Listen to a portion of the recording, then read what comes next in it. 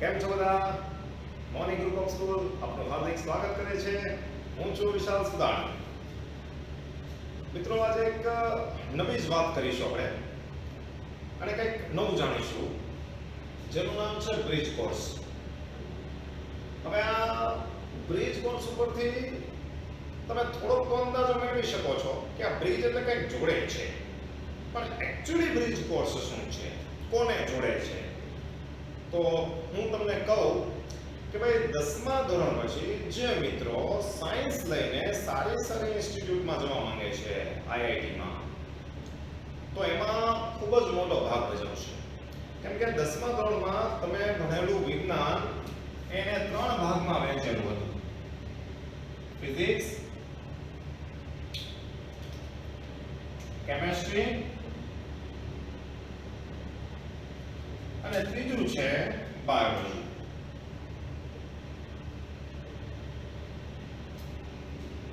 મિત્રો, આ ત્રણેયમાં આજે ફિઝિક્સની વાત કરવાની છે એ ખૂબ જ ઇમ્પોર્ટન્ટ બની રહી છે. હવે શા માટે ફિઝિક્સની વાત જ ઇમ્પોર્ટન્ટ?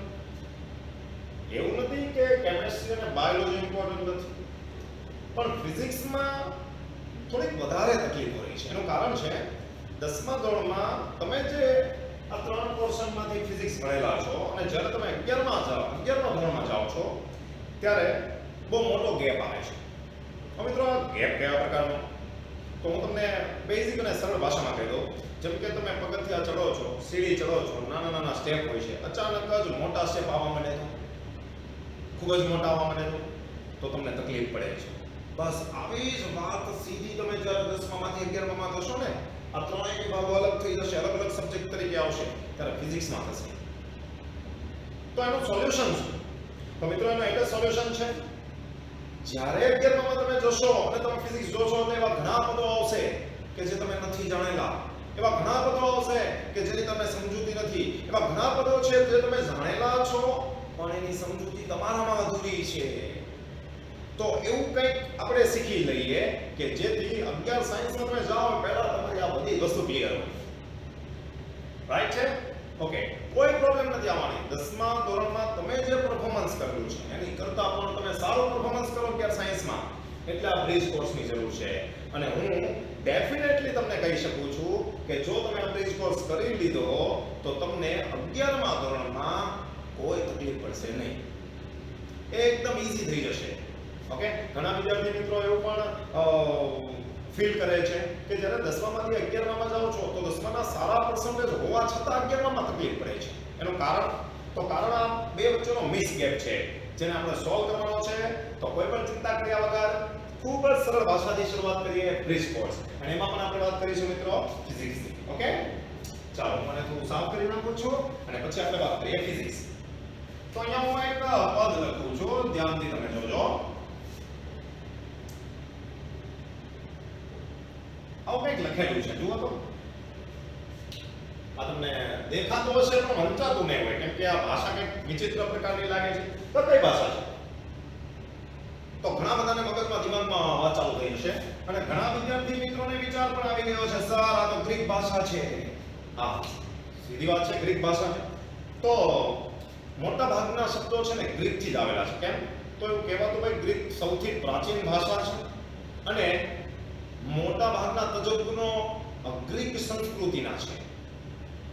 અને એ વખતે કોઈ પેપર નહોતું, એટલે તમે ઇતિહાસ જોયો હશે તો દિવાલો પર ઘણું બધું લખી દીધું હોય ગ્રીક ભાષામાં, અને પછી શોધખોળ કરે તો આપણે એમ કંઈક લખેલું મળે છે. ઓકે, વધુ ચર્ચા નથી કરતા. આ ગ્રીક ભાષાની વાત કરીએ તો તમને થશે સરસ શું લખેલું છે. તો ગ્રીકમાં લખેલું છે, આનો અર્થ થાય છે મિત્રો નેચર. અને જો તમે નેચરને ગુજરાતી ભાષામાં વાંચો તો તમને ખબર પડશે એટલે થાય પ્રકૃતિ, કુદરત. ઓકે, તો પ્રકૃતિ એટલે જ મિત્રો ભૌતિક વિજ્ઞાન, એટલે જ તમારું અને આપણું ફિઝિક્સ. અને તો અહીંયાથી ફિઝિક્સની શરૂઆત થાય છે, આ ફિઝિક્સ. હવે ફરી પાછો સવાલ, સર પ્રકૃતિ, કુદરત એટલે ફિઝિક્સ? હા, એટલે ફિઝિક્સ. જોઈએ કયા પ્રકારનું? તો અત્યારે હું તમને જોઉં છું, અથવા તો હું કેમેરા સામે જોઉં છું, તમે મને જુઓ છો અને તમે કોઈ બીજાને જુઓ છો. આ જોઈ શકવાનો જે ગુણધર્મ છે એ ફિઝિક્સ છે. વીજળીના ચમકારા, દરિયામાં આવતા ભરતી અને ઓર, ઓકે, સૂરજનું ચમકવું, ચંદ્રનું ચમકવું, તારાઓનું ચમકવું, વરસાદની મોસમમાં મેઘધનુષનું જોવું, ધરતીકંપ આવવા, જ્વાળામુખી ફાટવા, આ બધું જ મિત્રો ફિઝિક્સ છે. વાહ સર. તો એનો અર્થ એવો થાય છે મિત્રો કે તમે જે પણ આજુબાજુની ઘટના અનુભવો છો એમાં ક્યાંક ને ક્યાંક ફિઝિક્સ છુપાયેલું છે. બસ એ આપણે શોધવાનું છે. ક્લિયર? તો હવે વાત કરીએ અને થોડીક વાતો કરશું આપણે ફિઝિક્સની આગળ વધવાની. તો બેઝિક વાતોથી શરૂઆત કરીએ છીએ મિત્રો. તો પહેલું જ આવે છે ફિઝિક્સમાં અને સરળ ભાષામાં સમજવા માટે ભૌતિક રાશિ. ભૌતિક રાશિ. હવે જુઓ આ ભૌતિક રાશિ શું છે? તો એકદમ સીધી ભાષામાં કહું છું, કઈ અટપટું ન લાગે એ પ્રમાણે. તો તમે તમારી આજુબાજુની એવી વસ્તુ જે તમે જુઓ છો અને એને માપી શકાય એ બધી રાશિ કહેવાય. માપી શકાય એવી બધી ભૌતિક રાશિ કહેવાય. આ એમાં અલગ પ્રકાર છે, એ પછી વાત કરીશું. જેમ જેમ સ્ટેપ બાય સ્ટેપ આગળ જશો એમ બધી સમજૂતી તમને મળતી રહેશે. જેમ કે હું તમને એમ કહું, તમારી પાસે આ પેન છે, ઓકે, આ પેન છે, તો પેન સાથે સંકળાયેલી એવી કઈ રાશિ કે જે તમે માપી શકો? સર પેન સાથે સંકળાયેલી રાશિ તો જુઓ લંબાઈ. અહીંયાથી તમે એમ માપો તો આ લંબાઈ કહેવાય. તો લંબાઈ માપી શકાય તો લંબાઈને શું કહેવાય? ભૌતિક રાશિ. ઓકે, ચાલો. આ જે કેપ છે, પેનનો કેપ, આ કેપ, આ કેપમાં પણ કઈક એવી વસ્તુ છે. જુઓ તો કેપનો આ વર્તુળાકાર ભાગ દેખાય છે ને એમાં તમે ત્રિજ્યા પણ માપી શકો, વ્યાસ પણ માપી શકો, પરિઘ પણ માપી શકો. તો વ્યાસ, ત્રિજ્યા બધું શું કહેવાય? ભૌતિક રાશિ. ઓકે, બીજી એક વાત કરીએ. જેમ કે તમારી પાસે એવું શું છે? સર મેરે પાસ માં है. ભાઈ આપણે ફિલ્મની વાત નથી કરવાની, માં તો મેરે પાસ ભી है. ઓકે, તો તમારી પાસે એવી કઈ રાશિ કે જે તમે માપી શકો? તો તમને પહેલું મગજમાં ક્લિક થશે, સર દળ. Very nice. આ તો દળ માપી શકાય તો દળને શું કહેવાય? ભૌતિક રાશિ. તો આઈ થિંક કે રાશિ વિશેની સમજ તમને એક્ઝેક્ટલી થઈ ગઈ છે અને સિમ્પલ વાક્યમાં તમે એવું કહે જે માપી શકાય તેને ભૌતિક રાશિ કહેવાય. ઓકે, તો હું કેટલીક ભૌતિક રાશિ લખું છું. હું નંબર વાઇઝ લખું છું. પહેલું છે દળ, આ ભૌતિક રાશિ. ઓકે, દળ તમે શેમાં માપો? તો તમને સર કિલોગ્રામમાં. Very nice. તો કિલોગ્રામને શું કહેવાય? એકમ. તેનો કે ભૌતિક રાશિ જેમાં મપાય તેને ભૌતિક રાશિનો એકમ કહેવાય. તો આની સાથે એક અગત્યની વાત પણ આવે છે, એકમ. ઓકે, ભૌતિક રાશિ જેમાં મપાય તેને એકમ કહીશું. આપણે વ્યાખ્યા જોઈતા નથી, આપણે સમજૂતી જોઈએ છે. ક્લિયર? તો ભૌતિક રાશિને શું કહેવાય? એકમ. સોરી, આ ભૌતિક રાશિ શેમાં મપાય છે? કિલોગ્રામમાં. તો કિલોગ્રામને તેનો શું કહેવાય? એકમ. ઓકે, સિમ્પલ એક ભાષામાં હું તમને કહું તો ભાઈ ફિઝિક્સને જો તમારે સમજવું હશે તો પહેલા જોશે સૂત્ર. કોઈ પણ સૂત્ર, તમે ઘણા ખરા સૂત્ર શીખી ગયા છો, જેમ કે F બરાબર ma. બળનું સૂત્ર છે. ઓકે, આ સૂત્રની સમજૂતી જોઈએ. F ને શું કહેવાય? બળ. M ને શું કહેવાય? દળ. N ને શું કહેવાય? પ્રવેગ. આઈડિયા આવે છે? તો સૂત્રની સમજૂતી અને એનો ઉપયોગ, જો આ ત્રણ વસ્તુ તમને આવડી જાય ને મિત્રો, તો ફિઝિક્સમાં તમને કોઈ અટકાવી ન શકે. બસ આટલી જ વસ્તુ છે. તો કોઈ પૂછે કે ફિઝિક્સ શું છે, ફિઝિક્સને કેમ શીખાય? તો ફિઝિક્સ બધું જ છે. કુદરત, પ્રકૃતિ. કેમ શીખાય? સૂત્રની સમજૂતી અને આ સમજૂતી દ્વારા તમે એનો ઉપયોગ, જો આટલું શીખી જાવ એટલે ફિઝિક્સ આવડી જાય. બસ આ ત્રણ વસ્તુ ઉપર જ ફોકસ કરવાનું, બીજું બધું ભૂલી જાઓ. ક્લિયર? ચાલો, તો આપણે ભૌતિક રાશિ પર હતા. તો દળ જેને માપી શકાય, શેમાં મપાય? તો કે ભાઈ કિલોગ્રામમાં. તો એને શું કહેવાય? એકમ. હું આને થોડી ડિટેલમાં વાત કરી દઉં. દળ છે, દળ એને ઇંગ્લિશમાં માસ કહેવાય છે. માસ એટલે તમારે દર્શાવવું હોય, જેમ કે અત્યારે કેરીની સીઝન આવશે અને ભાઈ કેટલી કિલોગ્રામ કેરી? તો 1 મણ. ચલો 20 કિલોગ્રામ. ઓકે, તો માસ. તો માસ m = 20 કિલોગ્રામ. તો અહીંયા જુઓ, હવે રાશિને તમે આવી રીતના દર્શાવો છો. આને કહેવાય ભૌતિક રાશિ.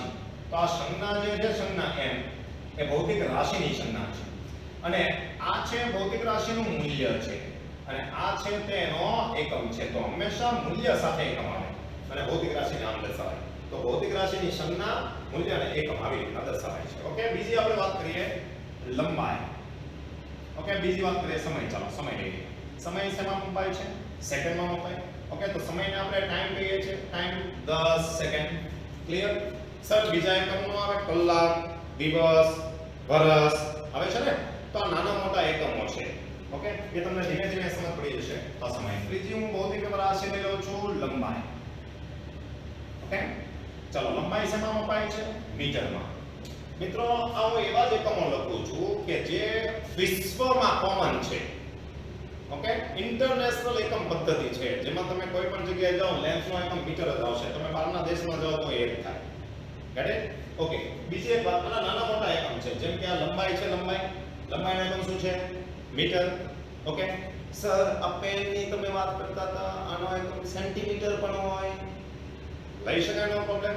ઓકે, જેમ કે અહીંયાથી મુંબઈ સુધીનું અંતર તમારે માપવું છે. અહીંયાથી મુંબઈ સુધીનું અંતર શેમાં આવશે? જણાવો ચાલો. તમે સીધું કહેશો સર કિલોમીટરમાં. કેમ સેન્ટીમીટરમાં ન કીધું? સેન્ટીમીટર એકમ એટલું મોટું માપ આપવા માટે સગવડ ભર્યો નથી, નાનો છે. તો જેવી જરૂરિયાત એવા આપણે એકમોનો ઉપયોગ કરશું. હે ને? સિમ્પલ વાત છે ભાઈ. તો એનો અર્થ કે આપેલી ભૌતિક રાશિ છે એના એક કરતા વધારે એકમ હોઈ શકે. Metre, centimetre, kilometre. હજી એક છે ખબર છે અંતરનો એકમ?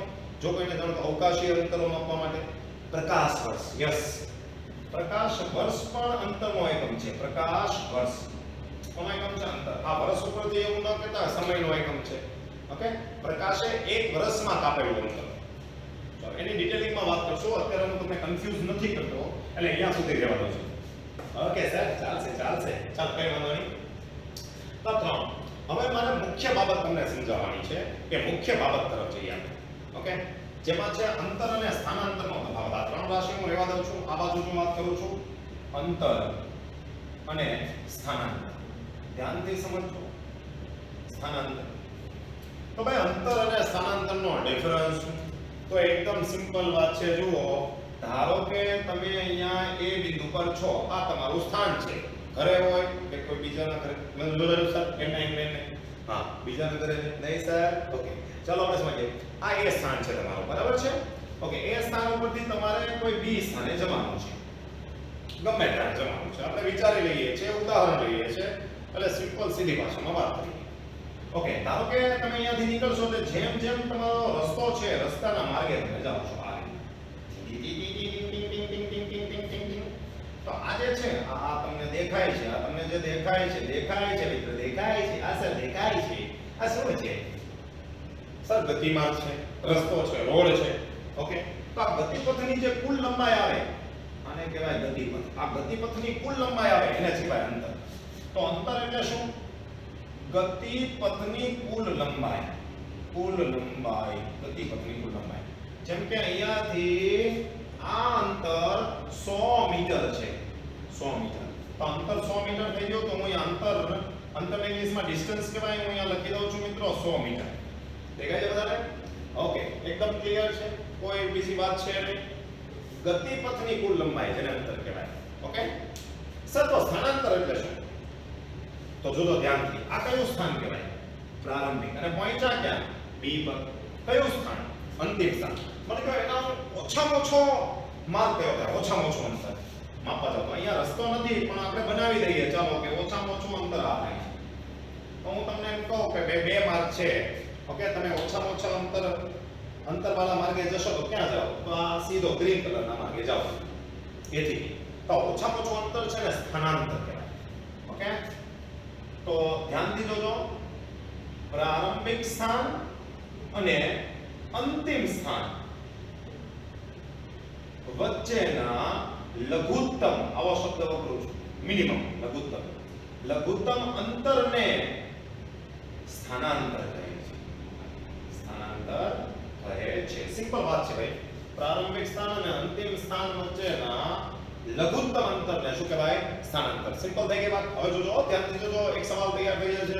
જુઓ બ્લેક કલર સર. આને શું કહેવાય? પથ લંબાઈ. પથ લંબાઈને હું x દર્શાવું છું. ઓકે, ગ્રીન કલર કોણ હતું? સ્થાનાંતર. તો આ ભાગને તમે શું કહો છો? સ્થાનાંતર. ભાઈ સ્થાનાંતરને આપણે y દર્શાવીએ. ધારો કે આ સ્થાનાંતર 60 મીટર આવ્યું. કેટલું? 60 મીટર. અને સિમ્પલ છે ભાઈ. આ ગતિપથની લંબાઈ કરતા સ્થાનાંતર ઓછું છે. ઓકે, તો હવે તમે સંબંધ શું લખી શકો? તો આને હું કહી દઉં છું ભાઈ કેસ નંબર 1. કેસ નંબર 1 માં શું થયું? તો ભાઈ અંતર છે સ્થાનાંતર કરતા વધુ મળ્યું. ઓકે થઈ ગઈ વાત? ઓકે, ચાલો કેસ નંબર 2 ની વાત કરું છું. ધારો કે તમારી પાસે A સ્થાન છે અને અહીંયા B સ્થાન છે, અહીંયા જવું છે અને આ જ માર્ગ છે, બીજો કોઈ રસ્તો જ નથી, આ રોડ જ સીધો છે, સ્ટ્રેટ રોડ છે. ઓકે, આ સ્ટ્રેટ રોડ. તો મને કહો અંતર કયું કહેવાય? અંતર. ભાઈ રસ્તો ના છે, બીજે જવાનું જ નથી, તો આ જ તમારું અંતર થઈ ગયું અને આ જ તમારું શું થયું? સ્થાનાંતર.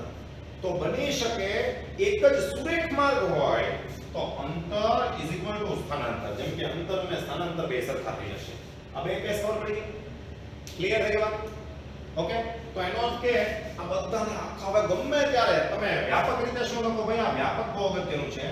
વ્યાપક રીતે, સોરી, વ્યાપક રીતે. ચલો ભાઈ વ્યાપક રીતે તમે શું લખો? તો x greater or equal to y. કેમ કે x ગ્રેટર ધેન y મોટા ભાગે અંતર વધારે હોય સ્થાનાંતર કરતા અને અંતર સરખું હોય સ્થાનાંતર કરતા, તો એક સાથે આવું લખાય. ક્લિયર? હવે જોજો સાઇન શું કરે છે, કેટલો ચેન્જ કરે છે. તો તમને આવું ન આપે, શું આપશે ખબર?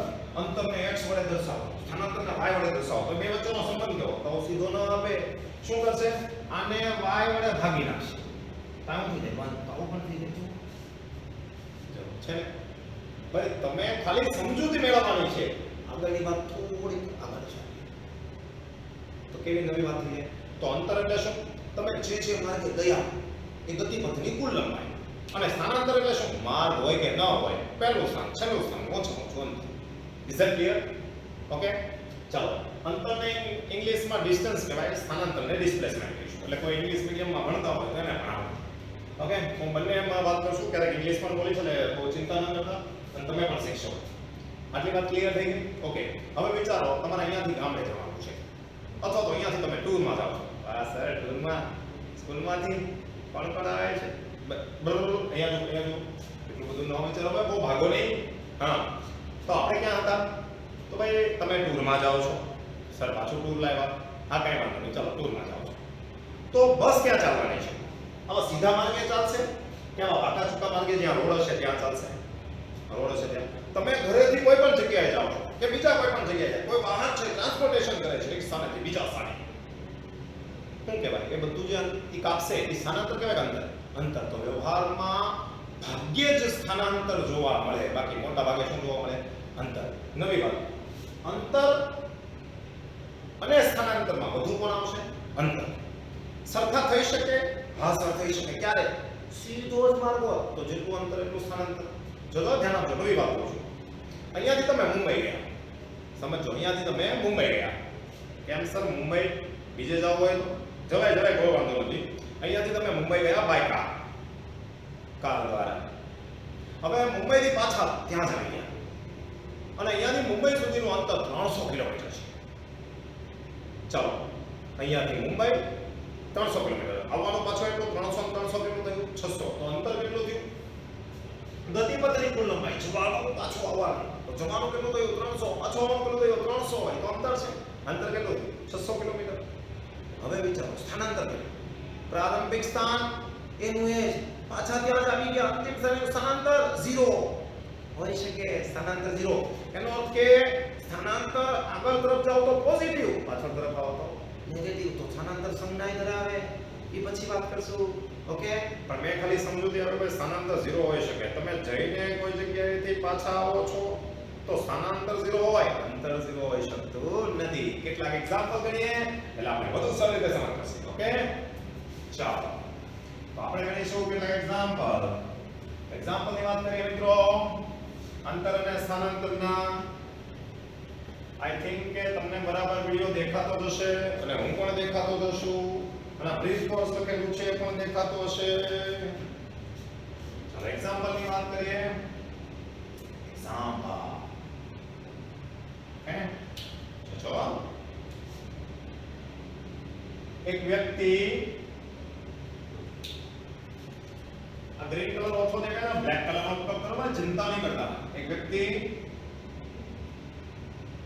રેસિંગ ટ્રેક પર બે પરિભ્રમણ પૂર્ણ કરે છે. આ રેસિંગ ટ્રેક ની ત્રિજ્યા r હોય તો પથ લંબાઈ અને સ્થાનાંતર ગણો. લેટ્સ સી એક વ્યક્તિ રેસિંગ ટ્રેક ઉપર બે પરિભ્રમણ પૂર્ણ કરે. ભાઈ પરિભ્રમણ તો જ થાય, ટ્રેક વર્તુળાકાર હશે.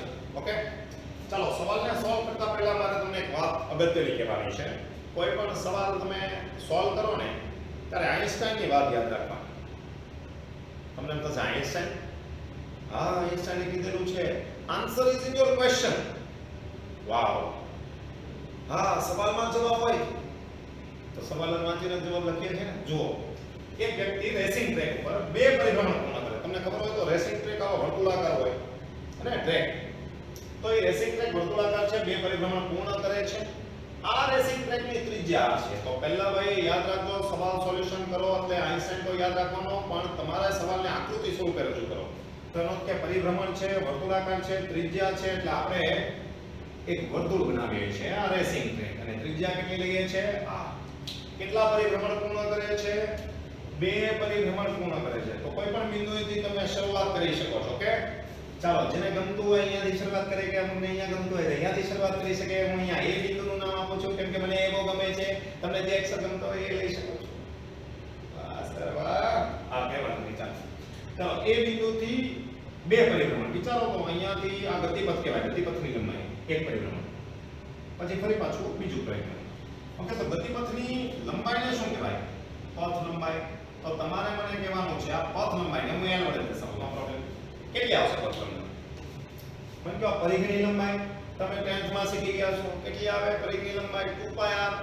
ફરી પાછું એક પરિભ્રમણ કેટલું આવે? 2πr. 2πr ફરી પાછું 2πr 4πr. ઓકે, તો ધેટ ઇઝ 4πr. સર અંતર હેમાં મપાય? પથ લંબાઈ હેમાં મપાય? મીટરમાં, સેન્ટીમીટરમાં, કિલોમીટરમાં? અહીંયા કઈ આપ્યું છે નહીં. તો આપણે અહીંયા લખશું એકમ. આ એકમનો મીનિંગ શું ભાઈ? જો ત્રિજ્યા સેન્ટીમીટરમાં હશે ને તો અહીંયા એ લોકો સેન્ટીમીટર લઈ લેશે. જો મીટરમાં હશે તો એ લોકો મીટર લઈ લેશે. આપણે એકમ. તો જ્યારે કોઈ એકમ ન આપેલા હોય તો ત્યારે આપણે પાછળ શું લખી દેવાનું? એકમ. વાહ સર વાહ, એક નવી વાત આવજો ભાઈ. ચાલો બીજું છે સ્થાનાંતર. હવે બે પરિભ્રમણ કરે પાછા ત્યાં જ આવી જાય. સ્થાનાંતરનું ડિસ્પ્લેસમેન્ટ કેટલું થઈ જશે? 0. પહેલું સ્થાન એક પરિભ્રમણ, બે પરિભ્રમણ, ત્યાં ને ત્યાં, તો કઈ સ્થાનાંતર 0 થઈ ગયું. એકદમ ક્લિયર છે? ઓકે, ચાલો નોટ કાઢો, પેન કાઢો, અને આગળનો પ્રશ્ન તમારે જાતે કરવાનો છે. હું અહીંયા આપું છું. આપણે એક્ઝામ્પલ નંબર 1 લઈએ. અહીંયા એક્ઝામ્પલ નંબર 2. એક વ્યક્તિ અર્ધ વર્તુળાકાર પથ પર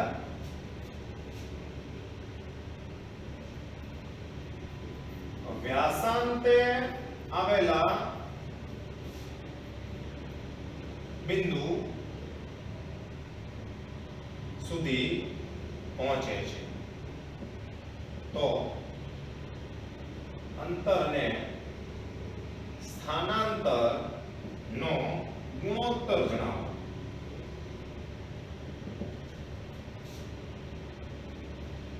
વર્તુળાકાર પથની ત્રિજ્યા r. ઓકે, ચાલો વિડિયો પોઝ કરો અને જાતે કરો. ક્લિયર છે? ચાલો વિડિયો પોઝ કરો. હું અહીંયા સોલ્યુશન કરાવું છું. આઈ થિંક કે તમે પોઝ કરીને જ ગણેલું હશે. ચેક કરો. ચાલો આપણે કોને યાદ કરશું? આઈન્સ્ટાઈન. બીજું કોને યાદ કરશું? આકૃતિ. ઓકે, ભૂમિતિનો તમારે કમ્પલસરી ઉપયોગ કરવો પડશે. એકદમ સહેલું રહેશે. જુઓ, એક વ્યક્તિ, હવે ફિઝિક્સમાં છે ને, ફિઝિક્સમાં એક નવી વાત પણ છે મિત્રો. ફિઝિક્સમાં નવી વાત એ છે કે ઘણી વખત વ્યક્તિ હોય, કાર હોય, બસ હોય, ટ્રેન હોય, ટ્રક હોય, હું હો, તું, તમે હો, તું તું બોલી ગયા તું? હા સર તું. ઓકે, ગ્રહો હોય એને કણ તરીકે કહેવાય. કેમ? ઘણી વખત કણ પણ કહેવામાં આવે પદાર્થ. તો ગણતરીઓ સરળ બની જાય છે. એટલે ક્યારેક ક્યારેક તમે વ્યક્તિ હોય ને એને પદાર્થ કહી દો, પાછા તમને એવું ન થવું જોઈએ કે સર હું તો છૂટો જાગતો છું અને મને તો પદાર્થ બનાવી દો.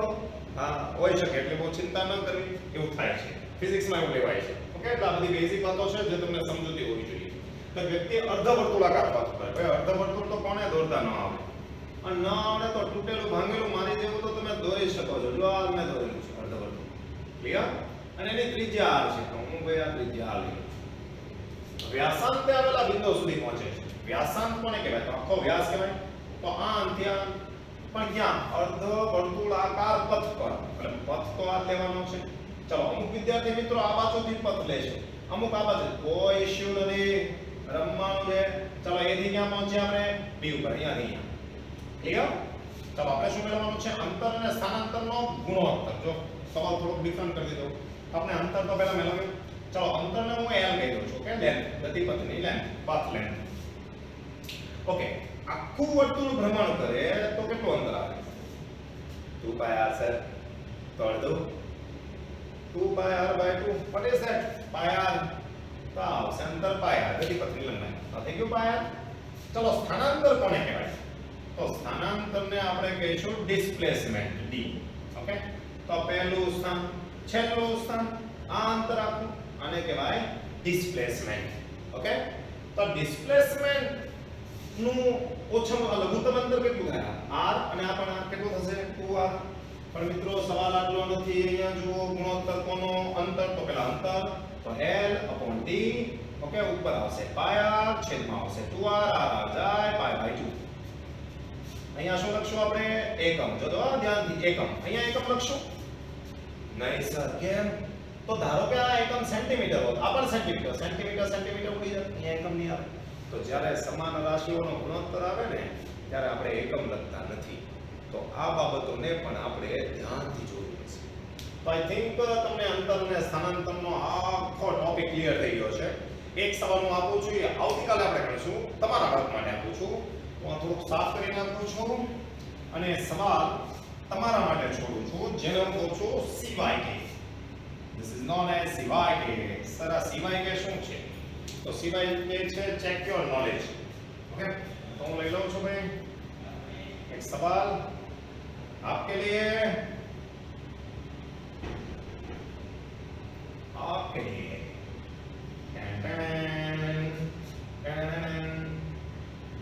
ચાલો અહીંયા હું લખી દઉં છું A B C D.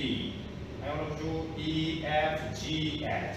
તો જો ધ્યાનથી આ સમઘન છે, દરેક બાજુની લેન્થ L છે. ભાઈ એક કીડી છે, કીડી કે હું એક કીડી. યસ. ચલો ક્યાંથી ક્યાં જાય છે? તો A થી B પર, B થી ક્યાં જાય છે? C પર, C થી ક્યાં જાય છે? G પર. આ માર્ગ તમને ખબર છે, જો ટેંગ ટેંગ ટેંગ ટેંગ આ માર્ગે જાય છે. તો આ દરમિયાન લેન્થ, પાથ લેન્થ એટલે કે અંતર, ડિસ્પ્લેસમેન્ટ એટલે કે સ્થાનાંતર. ચલો મારી એક રિક્વેસ્ટ છે બધાને, જો આ વિડિયો તમે જોયેલો હોય અને પછીનો વિડિયો તમારે જોવો હોય અને કદાચ પછીનો પાર્ટ 2 આવે તો પહેલા પાર્ટ 1 જોજો, નહીતર પાર્ટ 2 માં ખબર નહીં પડે. અને જે લોકોએ પાર્ટ જોયેલો છે એને તો ઇશ્યુ જ નથી. ઓકે, તો હરિઓમ, થેન્ક યુ. ફરી પાછા આવી જ નવી વાતો સાથે આપણે આવતીકાલે મળીશું. હરિઓમ.